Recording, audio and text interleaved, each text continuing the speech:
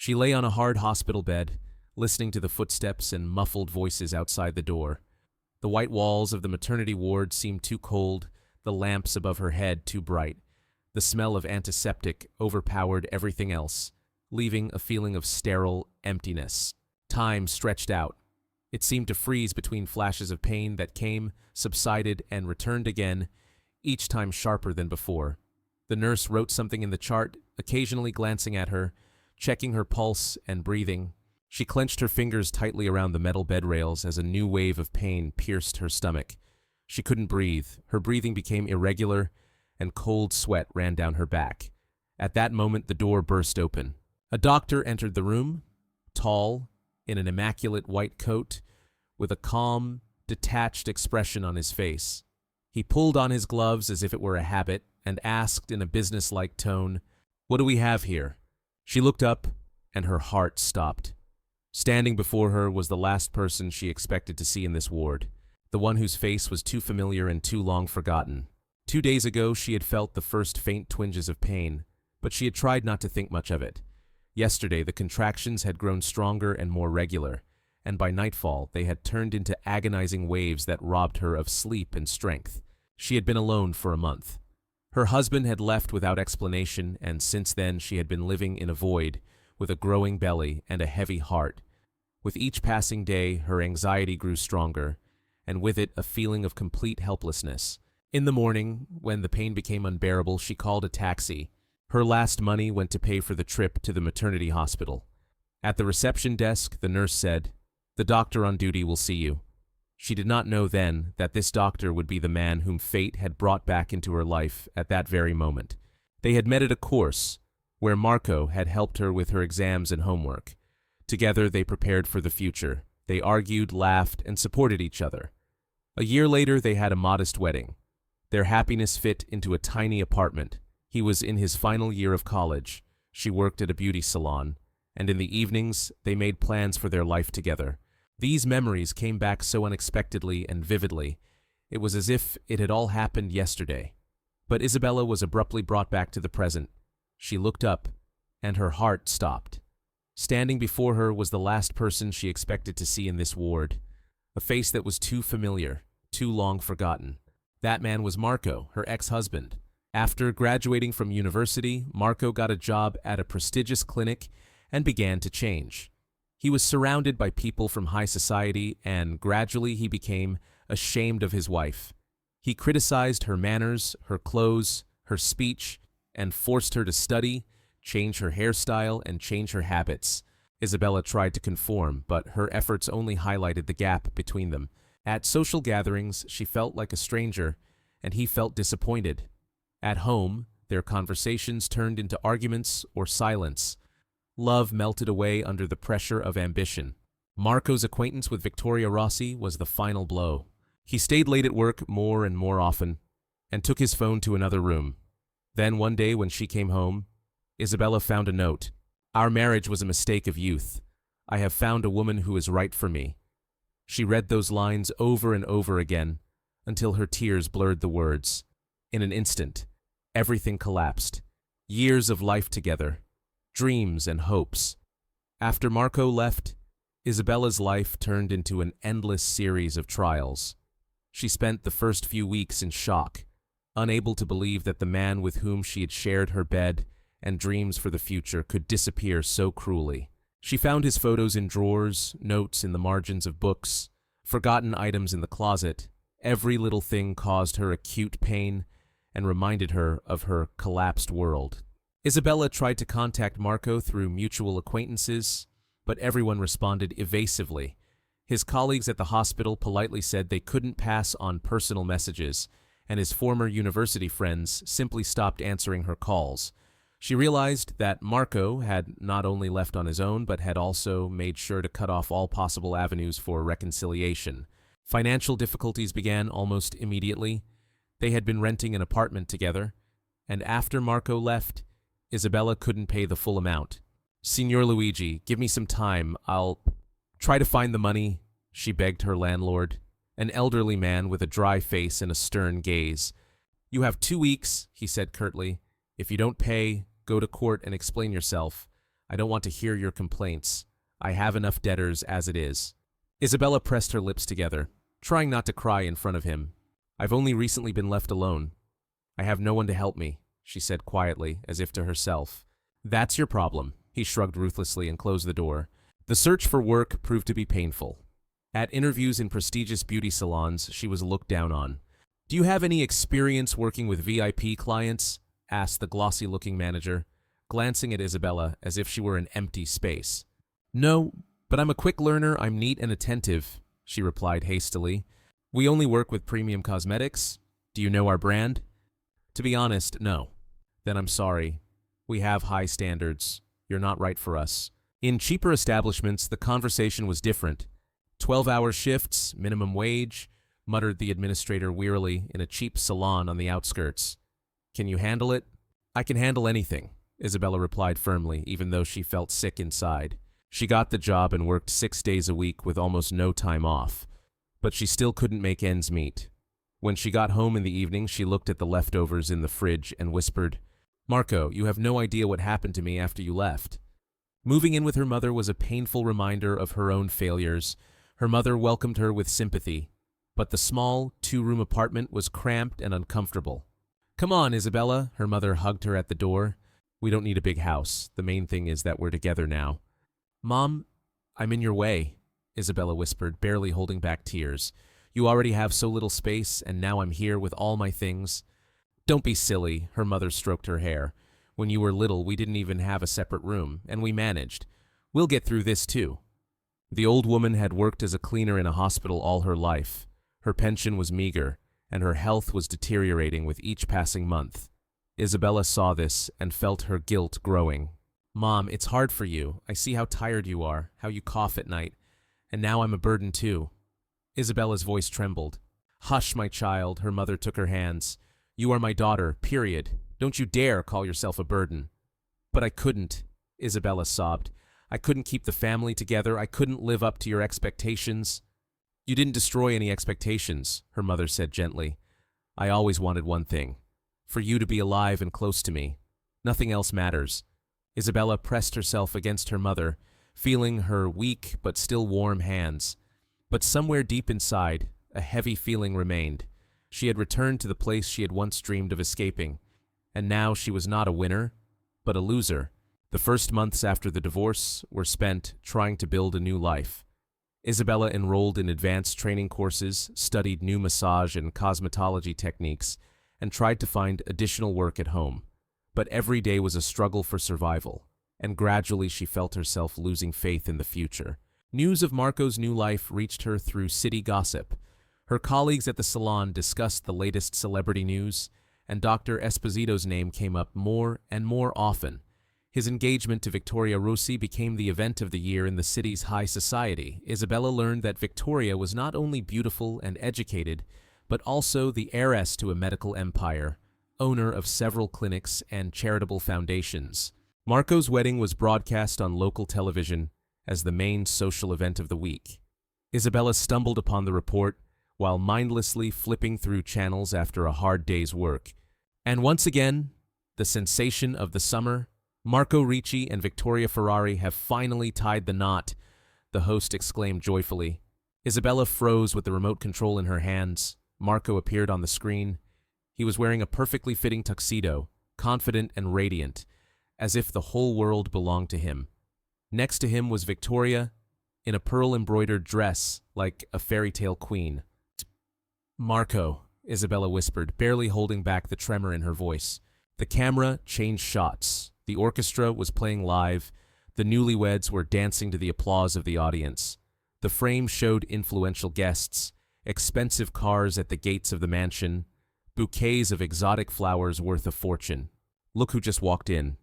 Famous businessmen, politicians. It seems like the entire elite of the city has gathered at this wedding. Isabella felt her breath catch. She mechanically sat down on the edge of the sofa and, as if transfixed, continued to watch.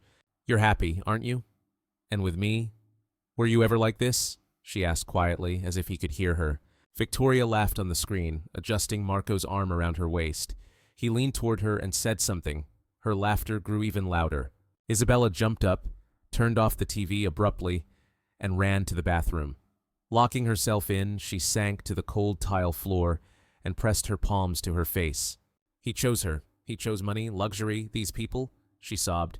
And me? What do I have left? Only emptiness.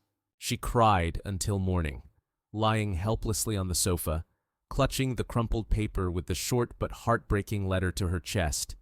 Tears burned her eyes. Her throat was dry, but she couldn't stop. Marco had rejected not only her, their family, and the very feeling he had once called love.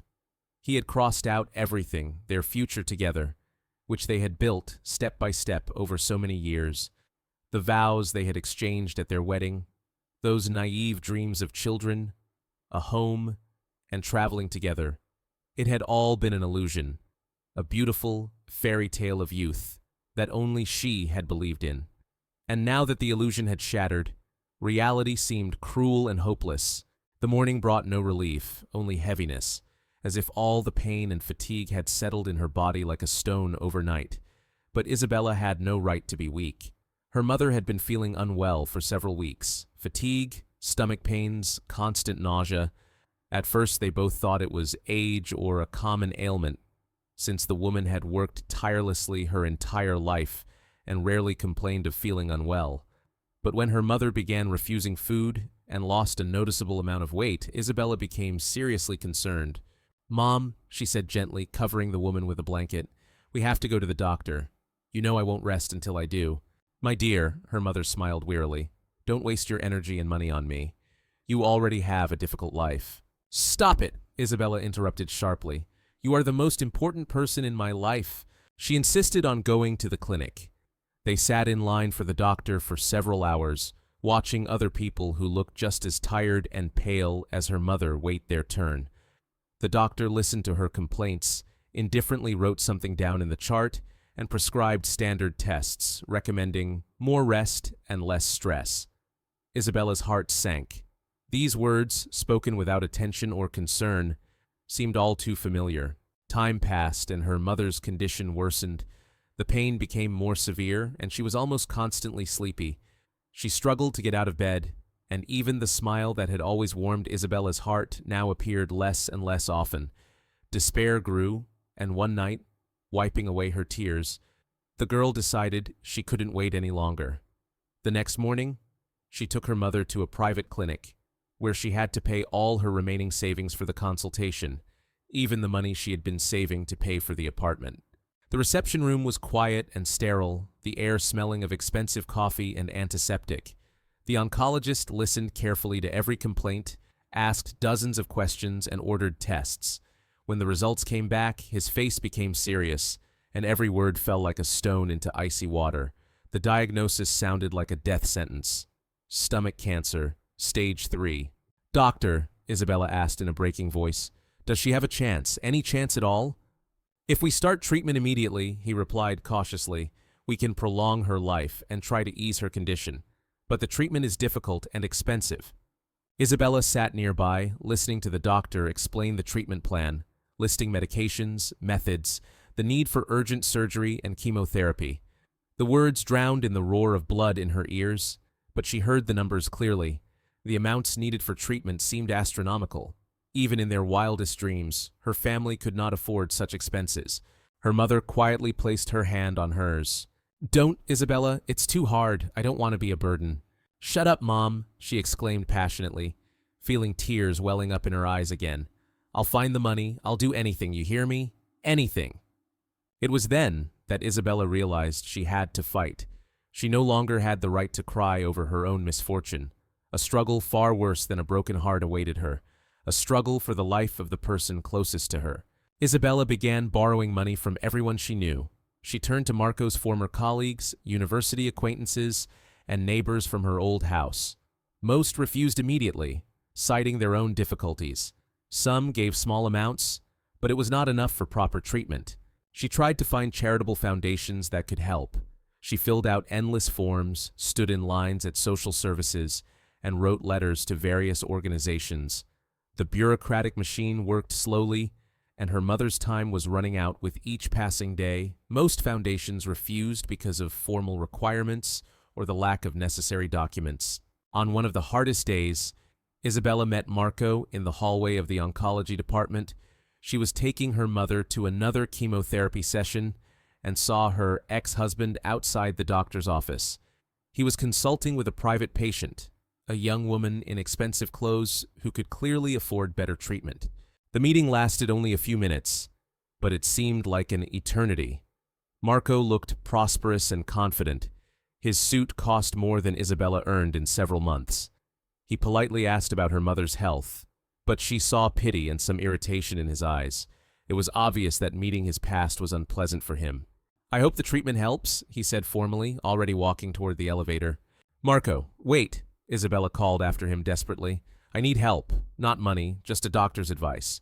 You know the best specialists in town." He stopped, but didn't turn around. There was a few seconds of silence, then Marco slowly turned around.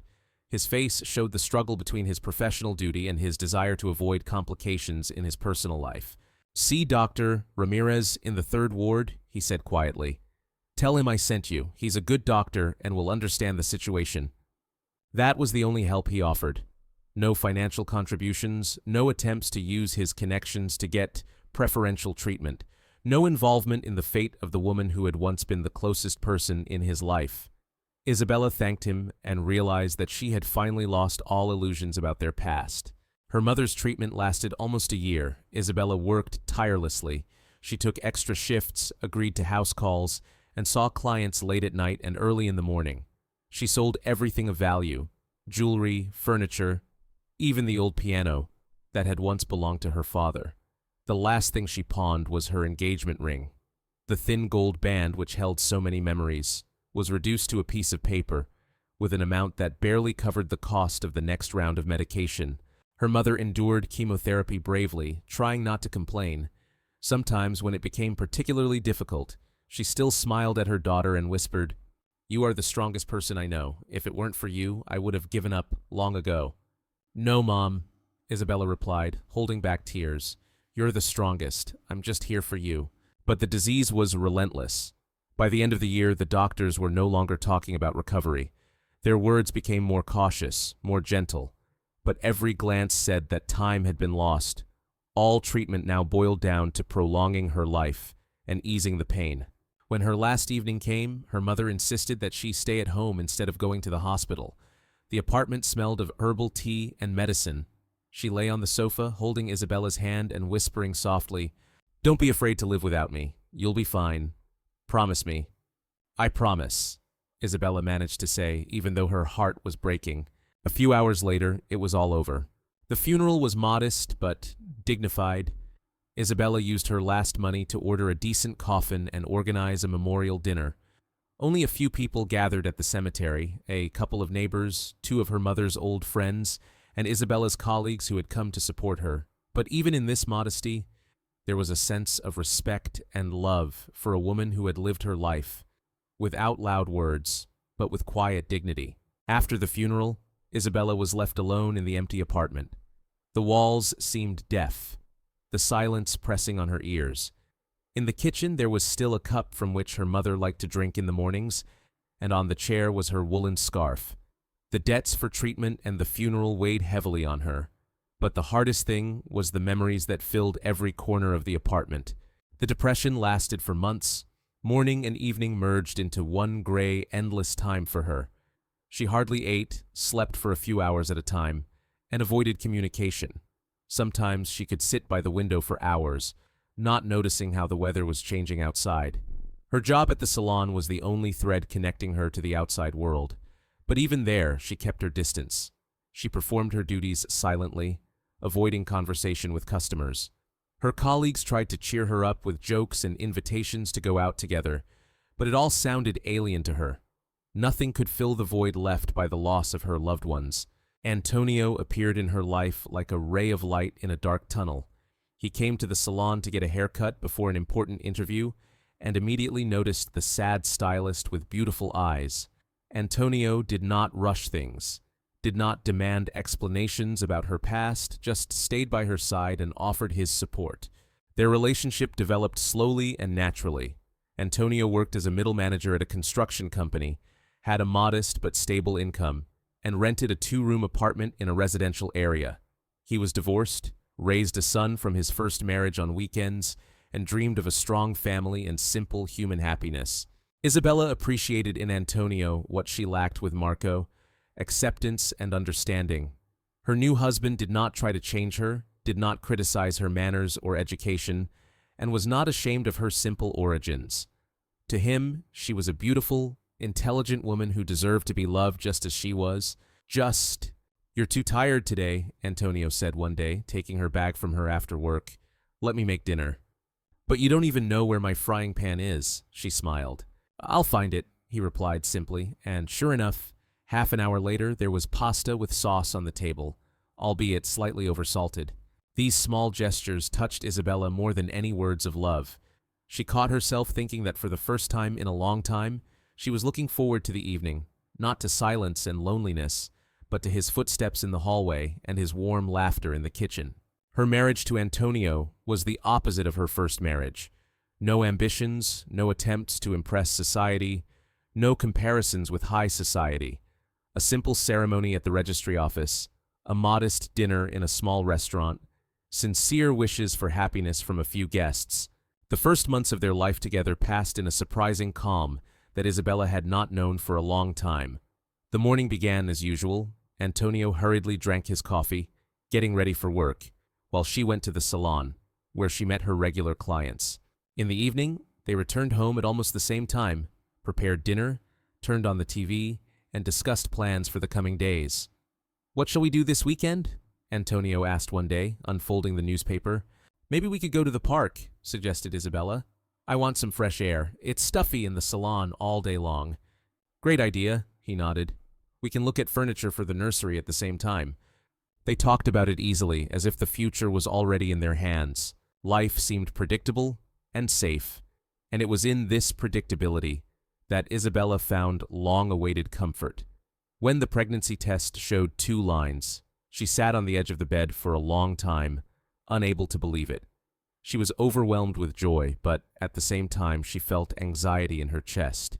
Would she be able to give this child what she herself had been deprived of? "Antonio," she called when he returned in the evening. "I have news for you." "Something serious?" He frowned. She handed him the test. Antonio froze, then looked up sharply and without saying a word, hugged her so tightly that she couldn't breathe. "You have no idea how happy I am," he said. "I've been dreaming of a daughter for a long time, or a son. The main thing is that you're healthy." From that day on, talking about the baby became the main topic of conversation. Antonio seriously set about choosing names. "If it's a boy, Lucas, short and catchy. If it's a girl, maybe Sophia," he mused, making notes in his notebook. "What if it's twins?" Isabella teased. "Then I'll have to get a second job," he laughed, although a shadow of worry lurked in the depths of his eyes. This shadow soon became noticeable. The construction company where Antonio worked began to experience difficulties. Orders were dwindling, salaries were being delayed, and colleagues were being laid off one after another. "They said at the meeting today that there might be staff cuts," he said grimly at dinner. "Do you think it will affect you?" Isabella asked cautiously. I don't know. I'm trying to hang on, taking whatever they give me. But the market is stagnant, and no new projects are being launched." He often brought home resumes and job listings, circling the vacancies with a pen. But the competition was fierce. Hundreds of people were looking for any kind of work. "Our city is like a ghost town," Antonio lamented. "There's no construction, investors are afraid to invest. I sent my resume to 5 companies. Nothing." "We'll get through this," Isabella tried to reassure him. "The main thing is that we're together. We're having a baby, and that should give us strength." "Yes," he nodded, but at night he tossed and turned, unable to sleep. Soon, the bills for the apartment and utilities began to pile up. Isabella tried to take on more clients, sometimes staying at the salon until late in the evening. But even there, the crisis was being felt. People were saving money and coming in less often. "We need to make a budget," she said one evening, taking out a notebook. "Here's my income, here's yours. We need to set aside at least a little for the birth and baby things." "You're right," Antonio agreed. "But right now, my income is just words. My salary has been delayed again." He tried to hide his fatigue and despair, but Isabella could sense it. Sometimes he would sit in the dark kitchen, staring out the window. "Antonio, what are you thinking about?" she asked quietly. "I'm thinking about how not to let you down," he admitted. "You deserve peace of mind, and I can't give you that right now." "You already are," she replied, touching his hand. "You're here. That's what matters most to me." Their life seemed to be hanging in the balance. On the one hand, dreams of a future child, and on the other, fears in the reality of the crisis. But they continued to hold on to each other, believing that love would help them get through the most difficult times. The owner of a beauty salon also decided to optimize costs. He fired half of his staff, reduced working hours, and cut the salaries of the remaining employees. Isabella was among those laid off because her pregnancy limited her ability to work. The pregnancy was difficult from the start. Severe morning sickness lasted for almost 4 months, and constant weakness prevented her from looking for a new job. Doctors insisted on regular checkups and tests, but each visit to the clinic cost money that the family did not have. Antonio began to feel anxious under the pressure of financial problems. The man who had seemed calm and reliable became irritable and unpredictable. He accused Isabella of being reckless, saying that pregnancy was inappropriate in their difficult situation. "Why did you decide to have a baby right now?" he shouted after another sleepless night. "We're barely surviving ourselves, and now we have a child. Do you even think with your head or just your heart?" The conflicts became increasingly violent and frequent. Antonio started drinking, which radically changed his character. Alcohol turned a kind and caring man into an aggressive and cruel person. He came home drunk, caused scandals, and blamed his wife for all his failures. The last big fight happened a month before she gave birth. Antonio met up with some old co-workers, drank a lot, and came home super angry. He started yelling at Isabella, accusing her of ruining his life and cheating on him from the start of their relationship. "You think I'm stupid," he yelled, waving his arms dangerously close to her face. "The baby is too big for 7 months of pregnancy. You were pregnant by someone else before we got married and just used me like a fool." Isabella tried to explain that the pregnancy had been accurately determined by doctors and showed him medical records, but Antonio wouldn't listen. In his drunken state, he was incapable of logical thinking and saw every explanation as a new lie. He packed his things into a sports bag, said he was going to his sister's in the next town, and wouldn't come back until he was sure he was the father of the child. Antonio slammed the door and disappeared from Isabella's life as suddenly as Marco had once done, only even more cruelly, at the most crucial moment of her life. The contractions began at dawn when Isabella woke up with a sharp pain in her stomach. At first, she thought it was just normal pre-labor discomfort, but the pain grew stronger and more regular. She timed the intervals between contractions, 5 minutes, 4, 3. The baby was in a hurry to be born, not waiting for the scheduled date. There was no one in the apartment who could help. The neighbors on the landing were at work, and Antonio's phone had been off for a week. Isabella called a taxi, taking the money she had borrowed from her friend Camilla for emergencies. The driver was nervous, seeing the condition of his passenger, and kept asking if they would make it to the hospital in time. The maternity ward reception was met with indifference and bureaucratic fuss. The nurse on duty studied the documents for a long time, frowned, shook her head, and made notes in the log. Isabella saw how the woman paid attention to missed appointments, the lack of regular monitoring, and the incomplete set of test results. "Where is your husband?" the nurse asked sternly. "Who will sign the documents in case of complications?" He's on a business trip," Isabella lied, not wanting to explain the real situation. "He'll be here in the evening." The contractions grew stronger with every passing minute. They came in waves every 3 minutes, and she knew that the baby would be born within the next hour. The hallway of the maternity ward smelled of bleach and other people's fears, and she was torn between the desire to scream in pain and the need to remain calm. The pregnancy had been difficult from the start, and the doctors had warned her about possible complications, but she hoped that everything would turn out fine. The nurse on duty hurriedly leafed through the medical records, frowning more with each page. Isabella saw the woman shaking her head as she studied the notes about the complicated pregnancy, the lack of regular monitoring, and the numerous missed appointments. Over the past 3 months, Isabella had been unable to afford regular doctor's visits after losing her job at a cosmetics store and her health insurance. Her husband, Antonio, had disappeared a month ago, leaving her alone with debts and a growing belly. Another contraction made her double over. The pain was so sharp that black spots danced before her eyes. Isabella knew that labor had begun in earnest, and there was no time to think. She took a taxi to the hospital, spending the last of the money she had borrowed from her friend Camilla. Her bag contained only the most essential items and the medical records she had managed to obtain during her pregnancy. "Where's the midwife?" she whispered through clenched teeth when the pain subsided a little. "She's on her way, just wait a minute," replied the nurse without looking up from her documents. The hospital corridor was crowded with people, but Isabella felt like a stranger in this world, where every woman had a husband or relatives who were worried and supportive.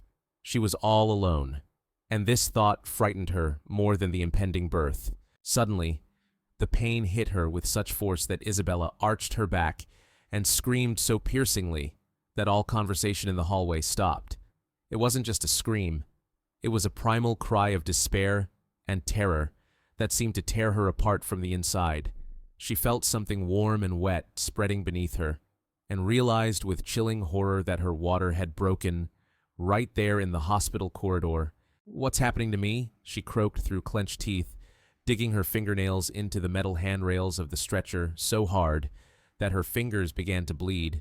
Something's wrong, something's wrong.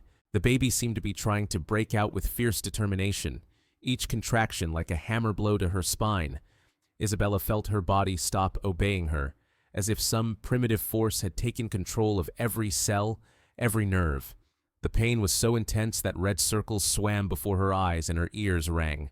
The nurse, who had looked calm and professional until that moment, suddenly turned pale as a sheet when she saw the blood on the sheet. Her eyes widened in horror, and her voice trembled as she shouted into the radio. "Code red, emergency in the emergency room, need an operating room immediately."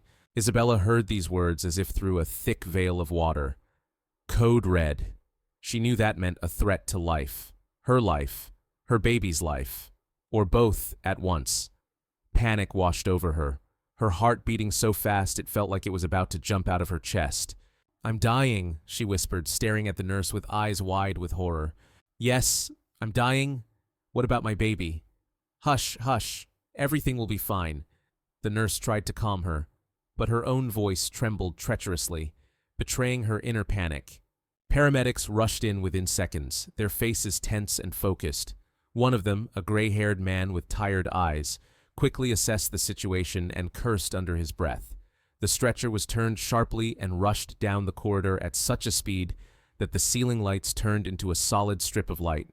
Isabella saw the frightened faces of other patients flash by, people stepping aside, someone crossing themselves when they saw the blood on the sheet. The world turned into a nightmarish carousel. The screams of the medical staff, the squeaking of the stretcher wheels on the tile floor, the throbbing pain that consumed her consciousness. "Her blood pressure is dropping," shouted the nurse running alongside, squeezing the cuff of the blood pressure monitor. "Her pulse is 140. The bleeding is getting worse." The next contraction was so powerful that Isabella felt as if she were being turned inside out. She screamed again, but this time her voice broke, turning into a hoarse moan. Saliva mixed with blood. She bit her tongue from the pain. "Mommy, hang in there," shouted the paramedic, pushing the stretcher. "Just a little more, just a little more." But Isabella felt her strength leaving her. Her arms and legs were getting wobbly, her vision was blurring, and she was starting to lose consciousness. She realized with terrifying clarity that she might not make it to the end of the hallway, that she might not see her baby's face, that she might not hear his first cry. "Don't let me die," she whispered, grabbing the nurse's sleeve. "Please, save my baby. If you have to choose, save the baby." The operating room doors swung open with a metallic clang, and bright light hit her eyes, forcing her to squint. The last thing Isabella heard before the pain finally overwhelmed her consciousness was a familiar voice. "What do we have here? Quick, get her on the table. We need to start emergency surgery." And at that moment, through the fog of agony, she recognized that voice. Marco. Fate had arranged for her to meet her past at the most critical moment of her life, when everything was at stake. Isabella saw the face that instantly changed the whole situation. Dr. Marco Esposito stood at the entrance in a white coat, holding her medical chart in his hands, the same man who had broken her heart 5 years ago and disappeared from her life, leaving only a cold note. Time seemed to stand still. Marco recognized her immediately, but his face remained professionally impassive. He approached the stretcher, put on sterile gloves, and began to examine her as if she were an ordinary patient. Only a slight tremor in his hands betrayed his excitement. 7 centimeters dilated, he said to the nurse in a businesslike tone.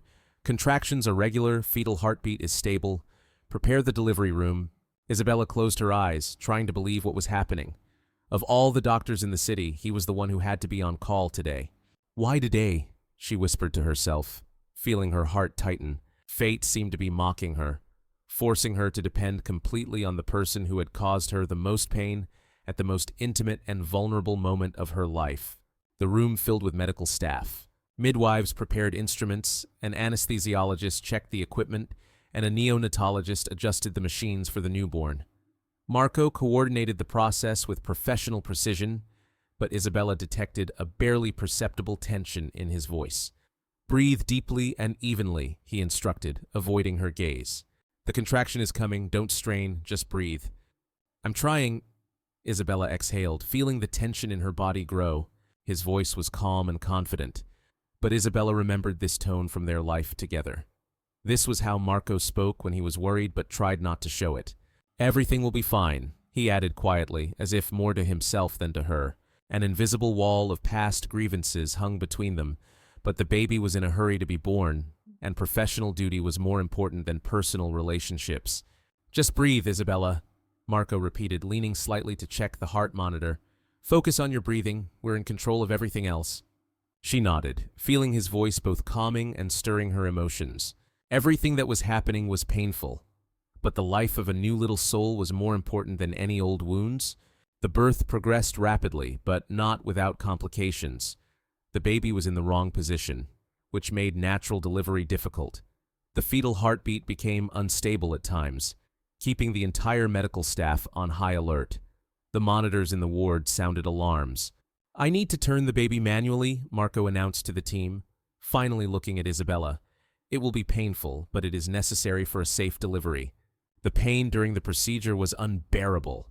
Isabella screamed, clutching the bed rails, feeling sweat pouring down her face. Marco worked quickly and precisely, his hands moving confidently, but she could see beads of sweat on his forehead, despite the coolness of the operating room. Just a little more patience, he said more quietly than usual. The baby is almost ready, we just need to position it correctly. Suddenly, the situation took a critical turn. The monitors began to beep rapidly, indicating a drop in the mother's blood pressure and signs of hypoxia in the fetus. The baby's heartbeat became irregular, indicating an acute lack of oxygen. Marco instantly assessed the situation and made a decision. Emergency C-section, he commanded sharply. Prepare the operating room immediately. We have 10 minutes maximum. The commotion in the ward reached its peak. The nurses quickly gathered the instruments, the anesthesiologist prepared the anesthesia, and the orderlies wheeled in the operating table. Isabella saw everything as if through a fog, pain and fear mingling with an understanding of the seriousness of the situation. Everything will be fine, Marco said, leaning close to her face. I won't let anything bad happen. These were the first personal words he had spoken to her during the entire labor. In his eyes, she saw not only professional responsibility, but something else, the concern he was trying to hide. The stretcher was quickly wheeled into the operating room, and Isabella felt her consciousness beginning to drift away from the drugs. The operation began immediately. Marco worked with surgical precision, but his movements betrayed his inner tension. They were more abrupt than usual. Assistants handed him instruments, the anesthesiologist monitored the patient's condition, and the neonatologist prepared to receive the baby. In addition to the main task of delivering the baby, additional complications arose. Severe internal bleeding began, requiring immediate surgical intervention. Every second counted, and Marco knew that 2 lives depended on his actions.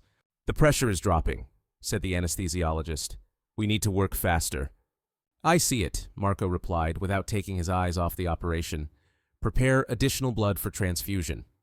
The baby girl came into the world with a loud cry, which brought relief to the entire team. The neonatologist quickly examined the baby, cleared her airways, and assessed her vital signs. The baby was premature but viable, which was the best possible outcome under the circumstances. A girl weighing 2,800 grams and measuring 48 centimeters, announced the neonatologist. She's breathing on her own, and her heartbeat is normal. We're transferring her to an incubator for observation, but the mother's condition remained critical. The bleeding continued, and Marco spent another 40 minutes searching for the source and stopping it. He worked silently, completely focused on the surgical procedures, but his thoughts were torn between his professional duties and his personal feelings. The bleeding has stopped, he finally said with relief. Her blood pressure is stabilizing and her pulse is normal. Transfer her to intensive care for observation. When the operation was over, Marco remained alone in the operating room. He took off his gloves, mask, and sterile gown and stood at the window for a long time, looking out at the city at night. Everything went well, he muttered quietly to himself. But why does my heart feel so tight? He had just saved the life of a woman he once loved and her daughter. His professional duty had been fulfilled, but his personal emotions needed resolution. In the resident's office, he sat for a long time in front of the computer, with Isabella's electronic medical record. God, how she suffered, he said aloud, almost in a whisper. All this time alone. Irregular visits to doctors, stress. The information about her life in recent years was sad. Irregular medical checkups, missed appointments due to financial problems, stress from family problems, poor nutrition during pregnancy.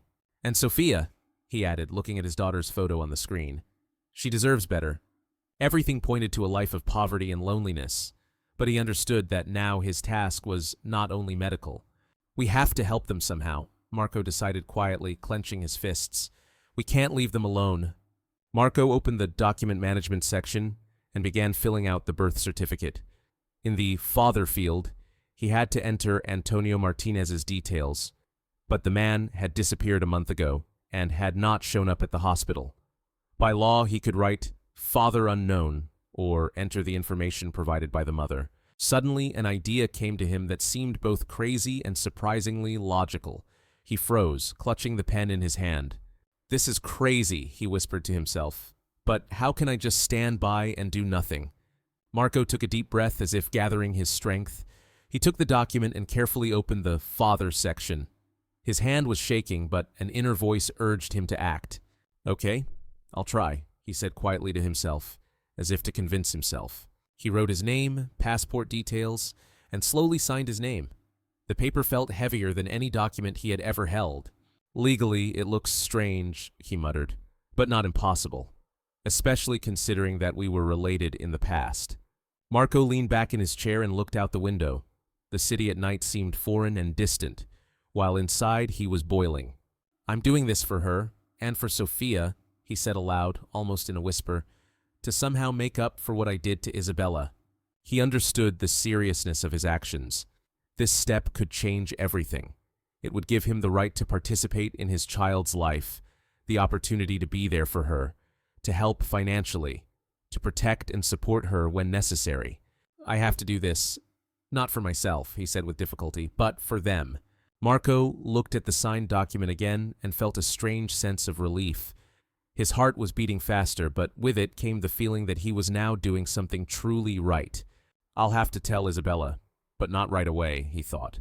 Let them get used to the idea that I'm still around first. He put the document in a folder and exhaled deeply. For the first time in a long time, he felt that his actions could really change their lives for the better. Isabella woke up in the intensive care unit, 10 hours after the operation.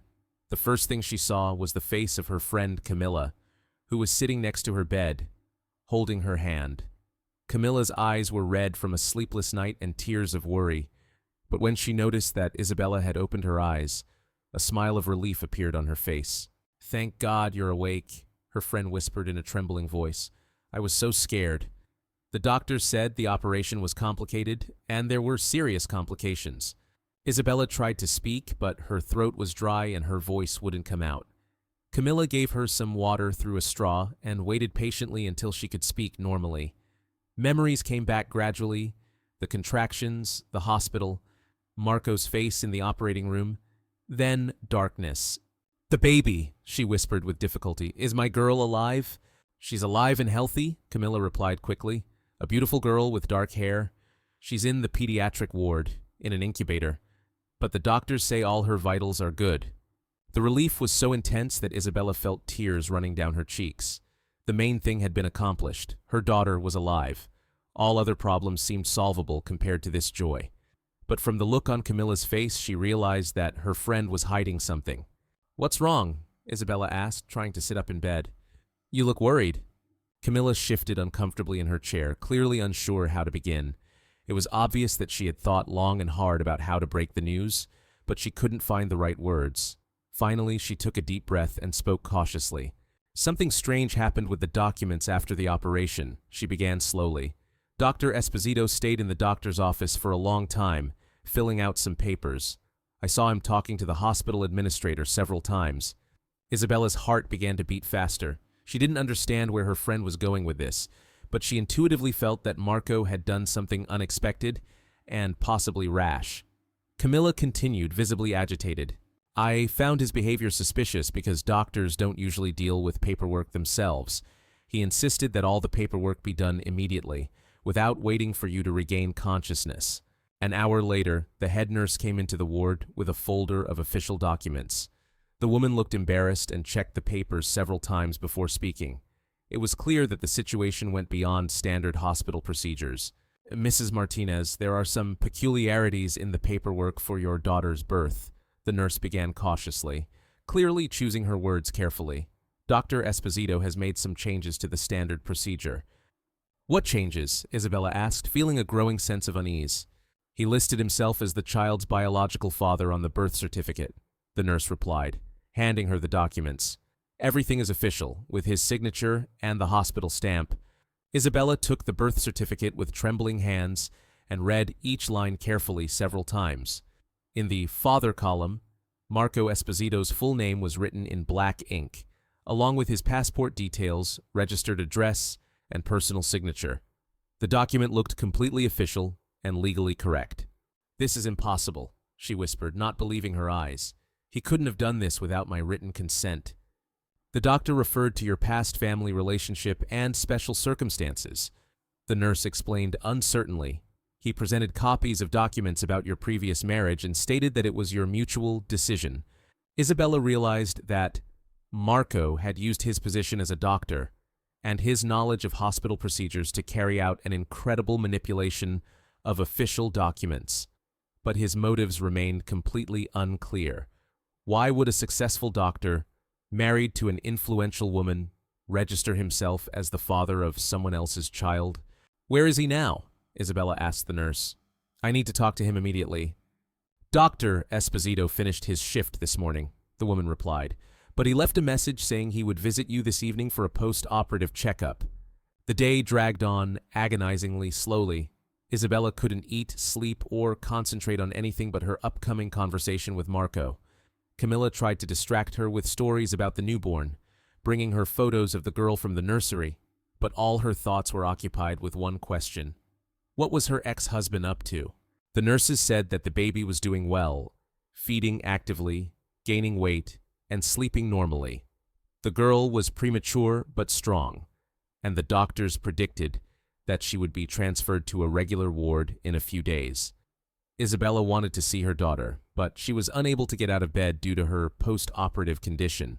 Towards evening, a large bouquet of white roses and a box of expensive chocolates were brought to the ward. The card read, "Congratulations on the birth of your daughter. I'll come talk to you soon. M. The handwriting was familiar, the same as the cold note he had left 5 years ago announcing their divorce. Only now the tone was different. Marco appeared in the ward around 7 in the evening. He was not wearing a medical gown, but an expensive dark blue suit, which gave the meeting a more personal than professional character. He was carrying a leather briefcase and had the expression of a man preparing for a serious conversation. "Hello, Isabella," he said calmly, sitting down in a chair next to the bed. "How are you feeling?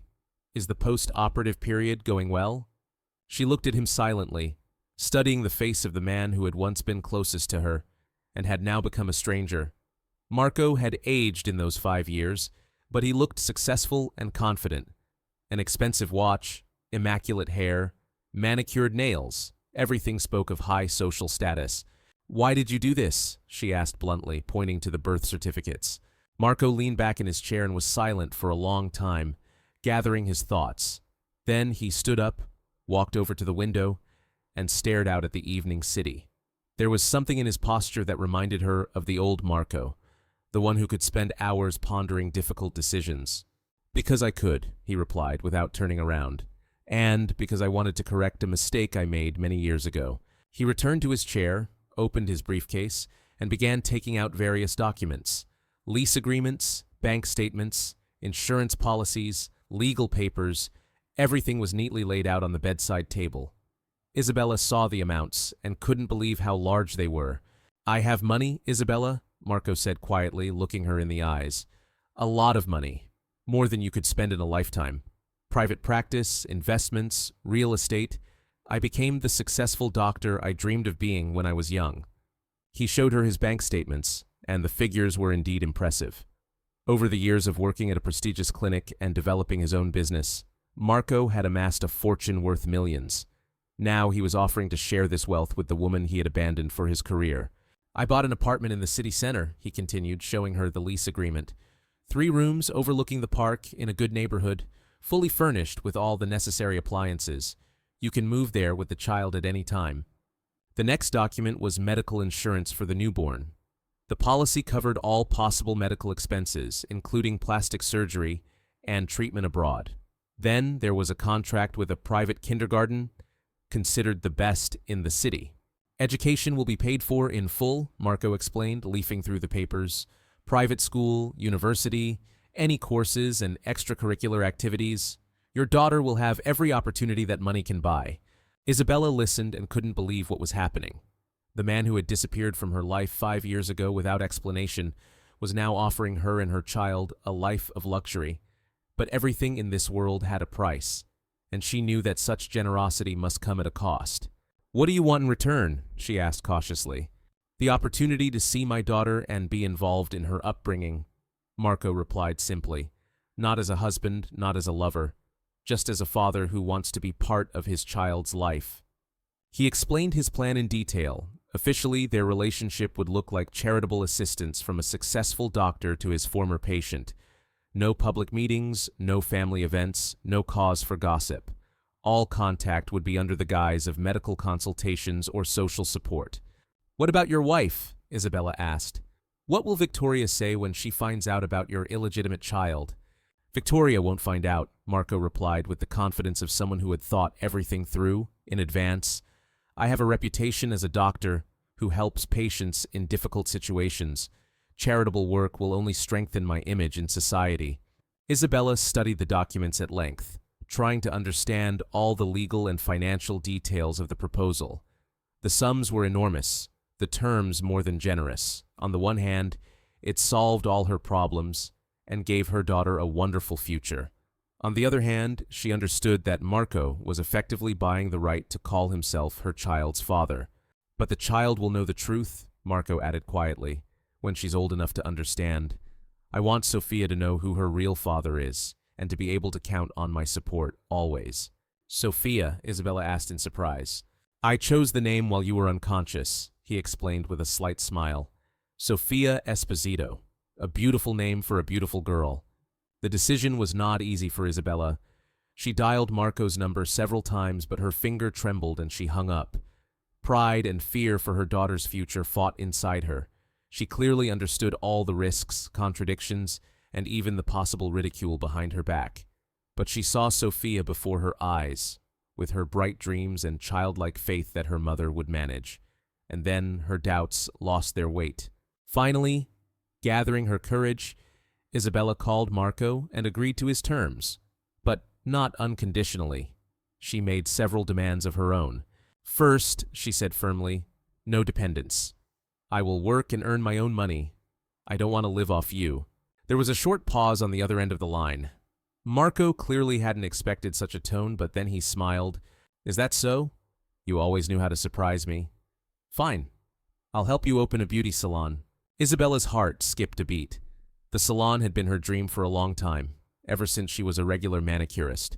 She understood that this was a chance not just to accept a handout, but to build something of her own, for herself and for her daughter.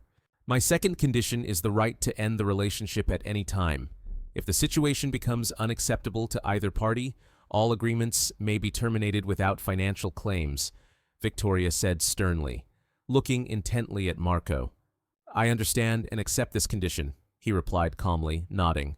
The third requirement concerns honesty, Victoria continued. If I ever find out the truth, you take full responsibility and do not shift the blame onto Isabella. I promise, Marco said firmly. I will protect you and Sophia from any unpleasant consequences. 3 years have passed since that memorable day in the maternity ward. Mom, is the doctor coming today? Asked Sophia, jumping up and down. Yes, dear. He'll be here after lunch, smiled Isabella.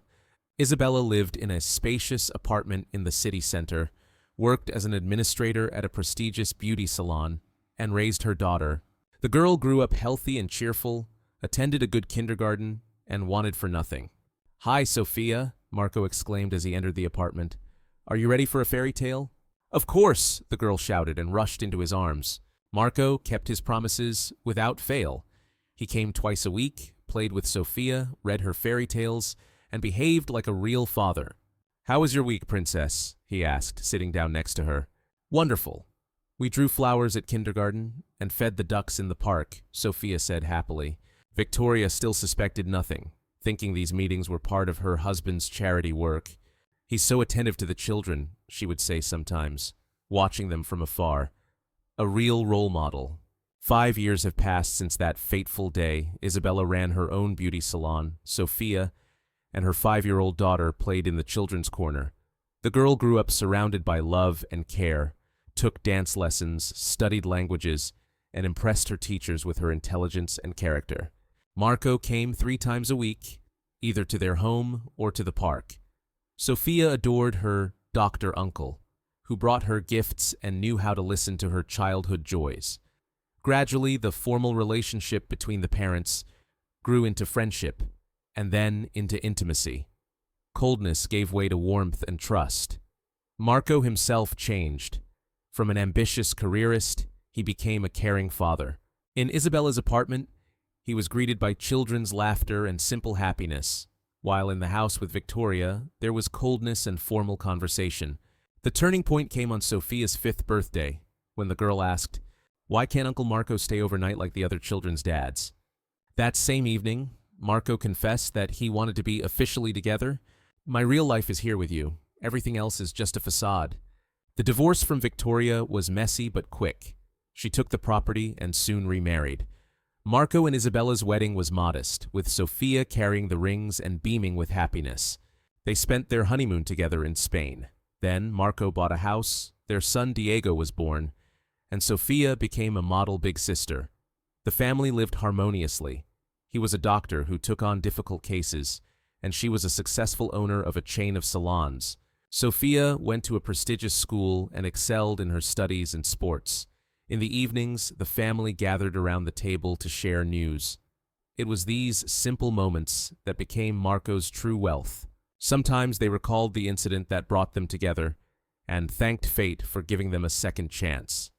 Isabella, watching her daughter in the salon, understood that all the pain of the past had been a stepping stone to their current happiness.